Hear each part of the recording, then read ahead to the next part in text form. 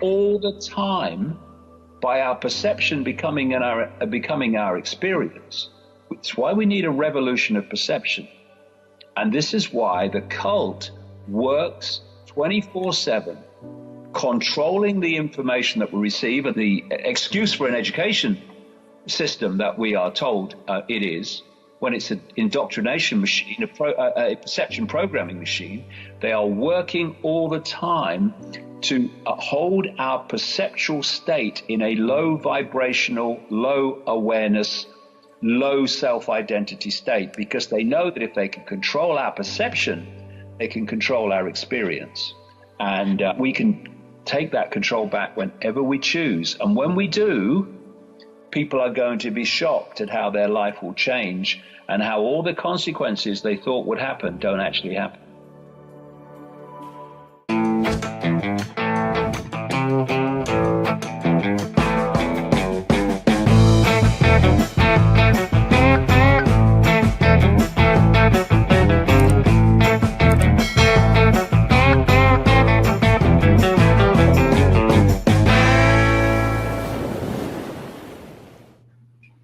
Hey, Inspire Tribe, my fellow freedom lovers. John Nolan here. Thank you so much for tuning in. It is Wednesday, August 6, 2025. Out of the matrix into prime reality. That is the mantra. That is what we're doing here. Thank you so much for joining us on X, Rumble, and YouTube. In the live chat, our wonderful moderators.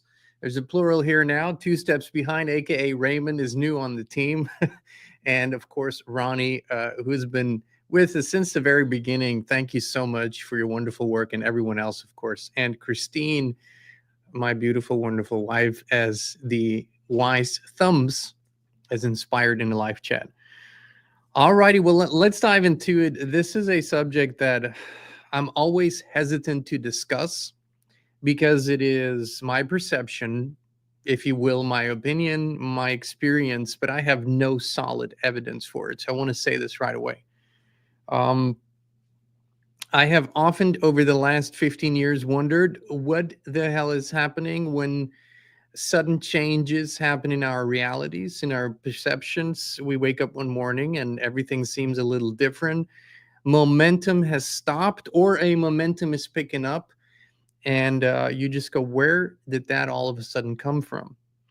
And one of the things that I started really diving into was the possibility of something called timeline wars, which sounds a little different than what it actually is. But from our perception, the way that we have an agreed upon concept of time, I say that there is a continual war going on that is messing with our perception.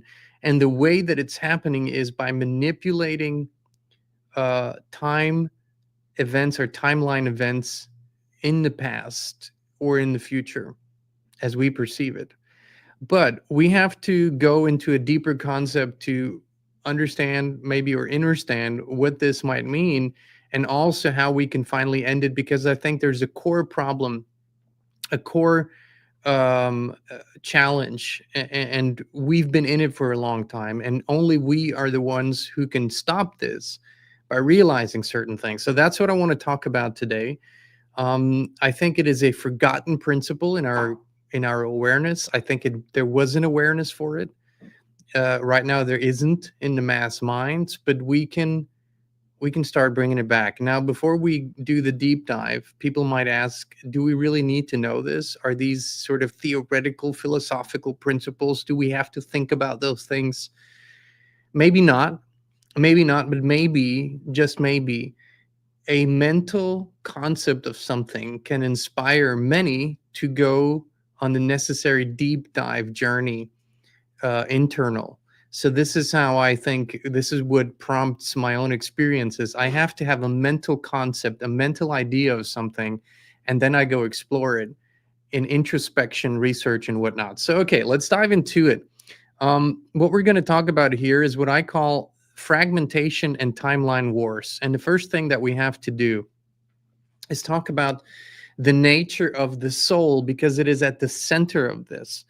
Now, I will say something. I do believe that the soul is a interdimensional vehicle So we travel as the soul, if you will, through dimensions and realms. But I don't believe the soul to be our true, authentic beingness. I think the soul is a vehicle, and this is gonna, this is gonna create a lot of controversy here. But I think the soul is a vehicle to travel among the construct, in the construct, and it holds much, much greater knowledge, truth, and wisdom than our minds here in this avatar do. But I do differentiate, like some others. There's spirit, which I call spirit the origin, source, entity, all encompassing, holds everything. There's spirit, then there is soul, which is this vehicle in which we travel, if you will, as which we travel. So when the soul leaves the body, one body leaves another body. Now the soul body is ethereal, so we don't really see it. Sometimes we can see glimpses of it, very, very little, but that's what my perception is. And the soul is an intrinsic creation of the broader system that we reside in, which I do not consider to be prime reality. So, okay, so here we are with this. So, what we're experiencing and have been experiencing is a fragmentation. And again, this is my perception, is a fragmentation of our psyche. So we are fragmented on multiple levels. Our psyche is fragmented, and we can prove that because even those who don't consider themselves to be schizophrenic still have fragmented personalities or personality traits. So it's like a little sub version of you that exists in your psyche that comes out in certain situations. And that's when people say, what's happening here? This is not you. Or you later say, who was that reacting in this way? This wasn't me. So through trauma and sudden shock experiences, our psyche can be fragmented. And when it's severe enough, it causes the phenomenon of schizophrenia or multiple personalities that exist, that exist next to each other. And when you enter from one personality into the other, you have no awareness of the other. And this is where people appear to be 5 or 6 people in one person. This is the severe product of that. But what we're usually not talking about is soul fragmentation. And what could that be? I believe that soul fragmentation causes the phenomenon of the multiverse or the parallel realities, which are, in my perception, once again, a product of this construct. So I do not think that in prime reality such a thing happens. I think in our current perception of this reality, there are parallel worlds, if you will, much like in a computer game. And through soul fragmentation, we can exist as very similar but a little different in multiple realities. Now, this soul fragmentation, in my perception, causes great energetic splits and confusion. We are, fundamentally speaking, as a society, incredibly confused about almost everything. We live in a state, collectively speaking, of cognitive dissonance. Some have individually healed more and have less of it, but most live in 24/7 cognitive dissonance. So they live in a disassociated state from truth. Even where they can see truth, their thoughts, their beliefs, and their actions disalign with it, and they live in untruth. So all of this is, I believe, a product of many, many, many generations of tampering with and manipulation and allowing ourselves to be brought to this point. So, in other words, when people talk about the multiverse and quantum physics, and even in some ways mainstream physics is starting to talk about the very real reality of multiverses. However, I do not think that this is how it was actually designed to be. I believe it is a construct of the matrix, if you will. So in very, like, this is the buried lead of this entire show today, is what we really have to do here is bring all our pieces and parts back into coherence. So that is the key issue. If you stop watching right now, you heard the main message here. We have to call back all our parts. But so that we understand that the fragmentation isn't just happening in the psyche, it's also happening in the soul, in my perception. And that's what causes an incredible amount of confusion and disassociation with reality. So that's where we go into false or parallel realities and false perception of time. I believe that time, as we perceive it, does not exist. Our linear perception of time is reinforced by the way that our system operates, but we would most likely identify time through aging. So we look at this avatar and we observe other avatars and we observe trees and animals, and all of them age and change as time progresses, as we see it. And we call this the product of aging or time passing. So that is our human perception. I believe it was encoded into this reality, but doesn't actually exist. In truth, only the present moment exists. And we cannot accept this fully because we age and our bodies change and we get sick and and these bodies decay, and the rest around us does too. So we, for all intents and purposes, we live time as though it were real, but it isn't. So in our experience, there is a past, something that happened, there is a present, which is here, and there is a future, something that will happen. In truth, there is only the here. Everything else happens solely in our imagination or what we perceive to be memory. It doesn't really exist, and no one can prove otherwise, by the way. The only way to prove the future is this is the future, in 2 seconds is the future, but when 2 seconds pass, it's the now. So if we were to step outside of it, maybe in prayer, meditation, out of body experiences, we can see the illusion of time. In that state, it is perfectly acceptable to us, and we have no problem, acknowledging this. But as we bring our awareness back into the body, it becomes confusing to us because it doesn't match how this construct operates. So this is a big point of confusion. Now we have, I believe, an incredible amount of parallel realities that exist and are adding to the confusion.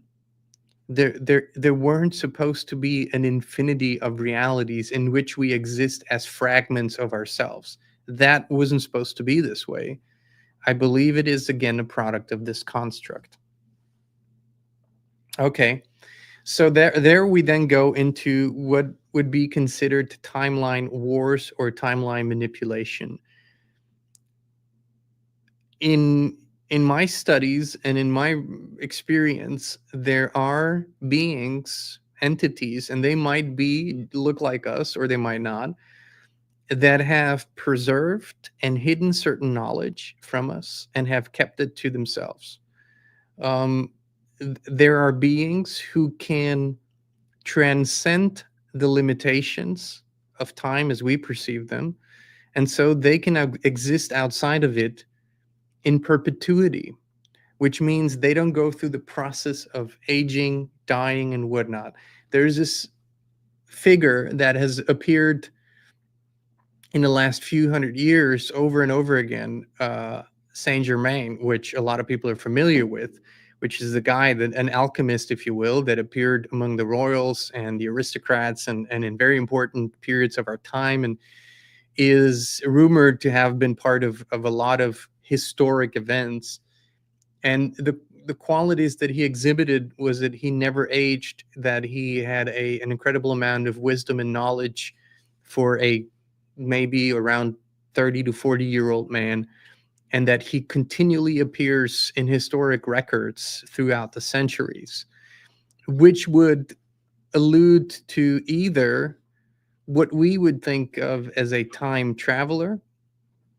So someone who in the old paradigm of thinking simply uses some form of technology or mental projection to travel through different time periods, or which would allude to the concept of there are beings or entities or even human beings who have kept the knowledge of how to do that and not age in the avatar and not decay and not die.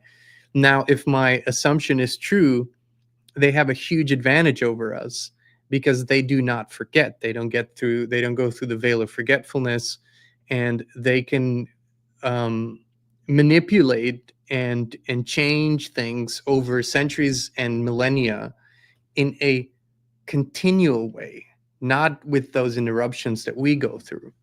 So I believe that the only way that all of this is actually possible is by inflicting and instructing us to inflict upon each other trauma and soul fragmentation. So, in other words, beings or human beings that through whatever ways, but mostly it is through healing and a lot of discipline and inner journeys / meditations. For those who have gone through these healing stages, they come to the same conclusion that time doesn't exist. This reality ultimately isn't real, and that they are eternal beings in a limited experience. And what these people have done, what some humans call them ascended masters, I don't believe that's what they are. I believe they have called back all their pieces, all their fragments that are that are shattered all over the place. They've called them all back. They've healed and brought everything in coherence in their being. Mind, body, spirit, soul, everything in coherence. Now, there is not a snowball's chance in hell that they could be manipulated any longer or not see the truth. Because, like David Icke said so beautifully in the intro, all of this is a perception war. Whatever we believe and direct our thoughts, beliefs, attention, and actions in whatever direction we point that, that's how our lives are going to unfold. And so whatever we can be made to believe causes us to be confused if it's not our own truthful observation. And we can't see the truth when we're psychologically and on a soul level split. We can't. A fragmented psyche cannot for the life of it see the truth or live the truth. A traumatized human being cannot see the truth. It doesn't matter what you show it, what you show, if someone is traumatized, it doesn't matter what evidence you present them, because evidence means nothing to them. There is a mode that is activated, a self-preservation mode and a protection from pain mode, whatever it is, that the psyche activates when it's unhealed. And truth, evidence, facts, proof, nothing means anything. So if we can understand and accept that, then we also understand that healing, once again, and we'll get to this, is the only path where we can see truth. So timeline wars are really perception wars. We would say, well, there is one group traveling to the past and changing things, and another group traveling to the past, changing other things, and then things shift in our present. Now, that is a very surface level, human level explanation. I don't believe this is actually how it happens. I don't think anyone jumps into a time machine necessarily. I think these are thought projections and creation projections within this game or construct that we're in, if you will. And if we take the analogy of a computer game, all of this is possible, right? So in a computer game, if you change parameters, then there's a ripple effect into the entire game. If you change the speed of the game, you put it in slow motion, everything's going to unfold slower. If you increase the speed of the game, everything's going to unfold faster. You could be shifting into another level that's parallel, exists at the same frequency as or similar frequency as your current one, but has slight variations. All of this is possible in a computer game. And I believe there's a reason why these computer games are so often pretending to look exactly like our world. There's a reason why it is. I think we are, through the creation of these games, reflecting back to us a deep knowledge. It has been said many times that what we create informs us about our consciousness and potentially even of the truth. So in other words, we need output oftentimes to understand ourselves, really. That's why, so I'm a songwriter. I'll tell you, on numerous occasions, I've written a song that 2, 3, 4 years later, when I listen back to it, I realize it was on a subconscious level informing me about something that I couldn't see. And this is how we are with our creations. So when we talk about timeline wars or conflicts or manipulation, what this really means is that there is a force that acts in direct opposition to us. And this force, whether it is so far removed from original consciousness or whatever the reason is that it is at that, what we call evil, at that evil point of existence, whatever the reason is, it is creating or it is manipulating and duplicating things to manipulate us, to serve it rather than creation. So once again, the reason why we're so confused is because we're split. When you sit and speak with someone who has gone through healing and has called back all their split parts and brought them back into coherence, there's no confusion in them. They have no conflicts. They have acceptance. So they accept the moment that they're in. They accept, as you know, what they know. They fully accept and own that, but they also fully accept and own what they don't know. There's no conflict. How many people do you know that live like that? A being that has no conflict, by accepting what they know and who they are and accepting what they don't know, those beings cannot be manipulated. It is only confused and split beings that can be manipulated. So here's what I think this is really all about. Ram Dass, and you've maybe seen his teachings or read his books, a man that said, we're all just walking each other home. Well, what is that home? When we calibrate our being and when we calibrate our attentions to the truth, we calibrate it to the source of all creation, which some people call God. I do not, because of gods there are many. Creator, there is only one. Gods are already split, right? Gods are entities that hold a certain amount of power and have a certain authority, if you will, because we have ascribed it to them. Even for people that believe there's only one God, most often they speak to the God of this world, not to the source of all creation, which is not a personified being, but can be but is not really. It's the source of everything. When we calibrate ourselves to that, and that is what we truly live in, the healing already begins. So awakening means nothing else but remembering our origin fully on all levels. That's what awakening means. It doesn't mean knowing about political conspiracies. That's part of it, sure, or knowing about the poisoning and all that stuff. That is all part of it, but that is not what the awakening really is. The awakening is a remembering of our true essence, not just mentally, but the feeling part of us, the knowing part of us. So the forgotten awakening or the manipulation is aimed at pushing and pulling and distorting our perception of history, distorting our perception of truth, distorting what we see in a way that we're so confused that we can't remember who we are. And the calling back is the antidote, is what when people do it, they become uncontrollable.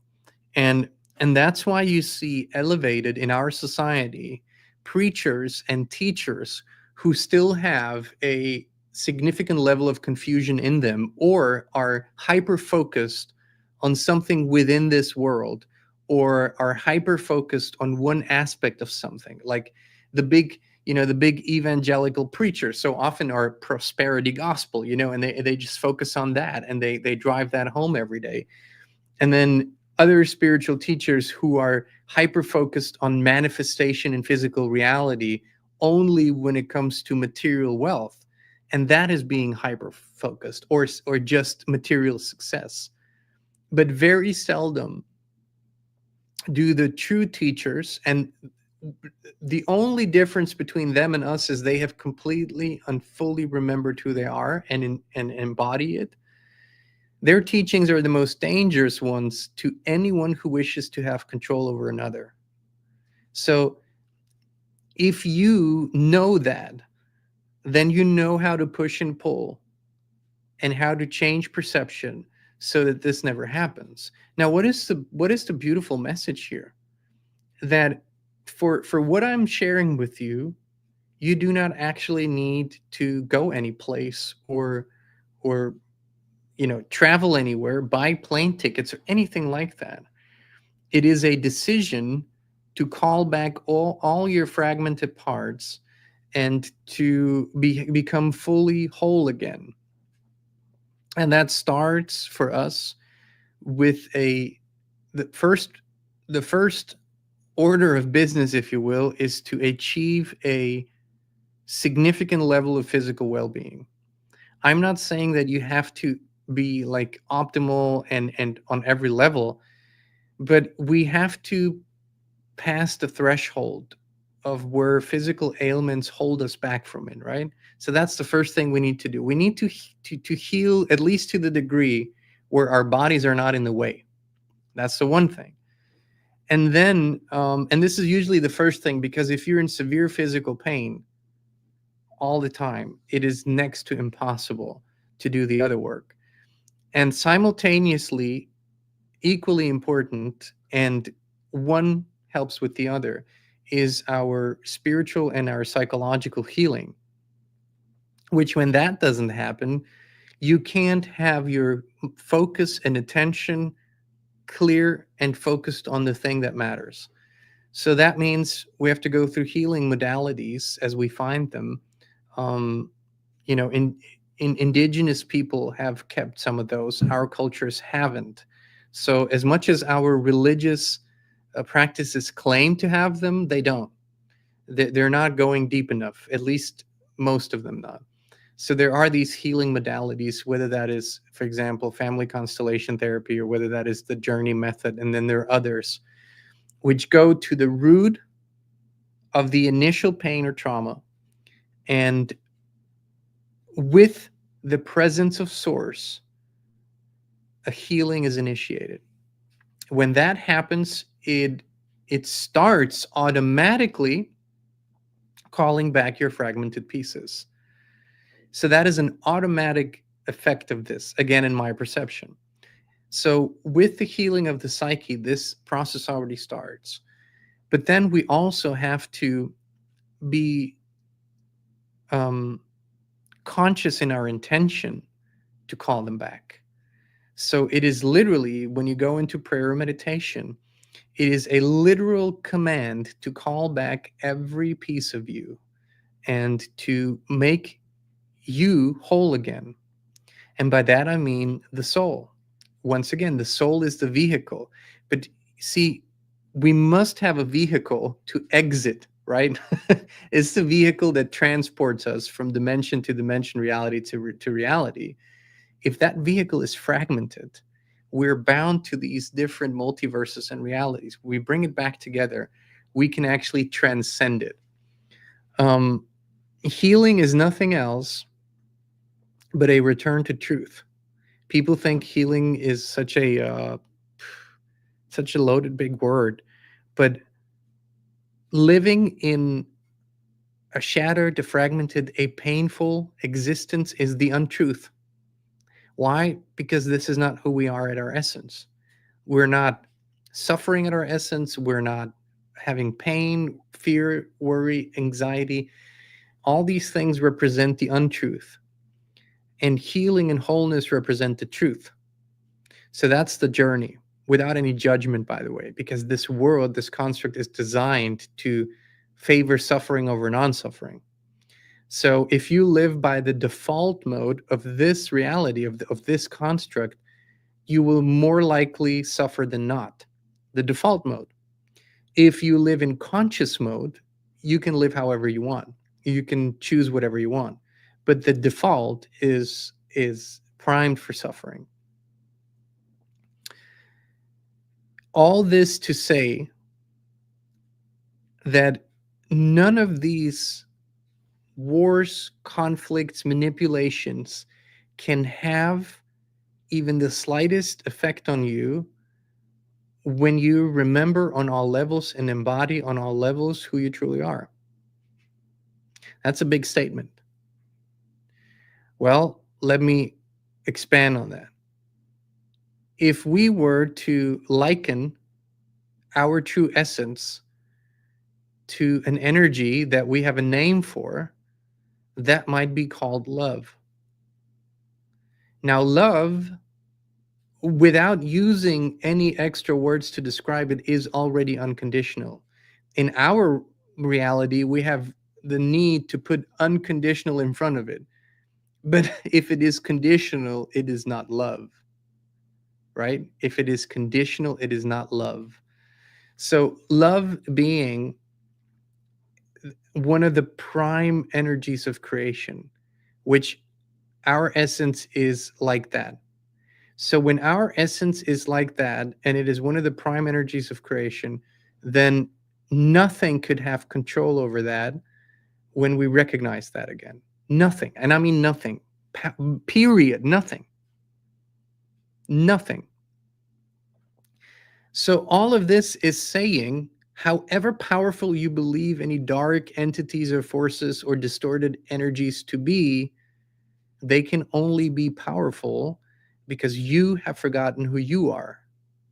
So if we don't always just focus on how do we turn them off, we can start focusing on how do we turn ourselves on again fully. And then that is an automatic game over, an automatic game over. So this is what reclaiming wholeness and ending the cycle means. The purest meaning of healing is that. Um, the reason why I don't subscribe to an oversimplification of these concepts, there are people out there who basically explain this as though we are 5-year-olds talking about Lego. It is quite complex.